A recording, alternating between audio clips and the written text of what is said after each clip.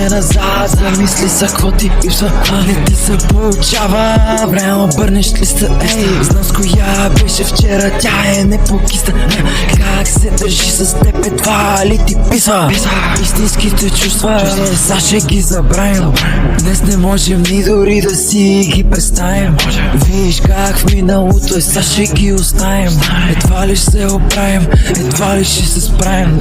Емоциите за всичко, което си представим, чувстват се безцветни. Опитваме се разнообразие да намерим, а пак сме едноцветни. На никой обяснение не мога да им и примери конкретни.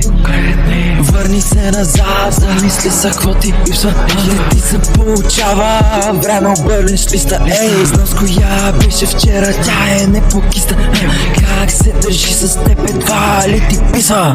Всеки колко иска да постигне, едва ли всеки през път ще премине. Просто много време ще мине, остани с френцата и всичко ще отмине. Насоти се на процеса и души отпаднат. Вярна мотивация, утре ще се откажат, в гледалото ще се гледат и ще съжаляват. Знаят какъв е начинът, просто го отказват. Всички ще питат как се издигна, както толкова далече стигна. Как изведнъж всички надмина, ти просто сам си го постигна. Вярай постоянство с ясна причина, ти ще осъзнаеш какъв е начина. Доверявам се на Господ, той ще се смее през каквото и да мина. Върни се назад, замисли се какво ти липсва, не ти се получава.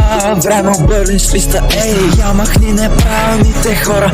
Виж как всичко се избистря. Знам с коя беше вчера, тя е непокиста.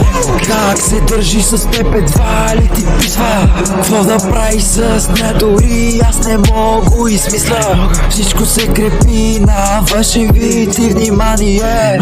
Затова няма стане това, за което имаше желание.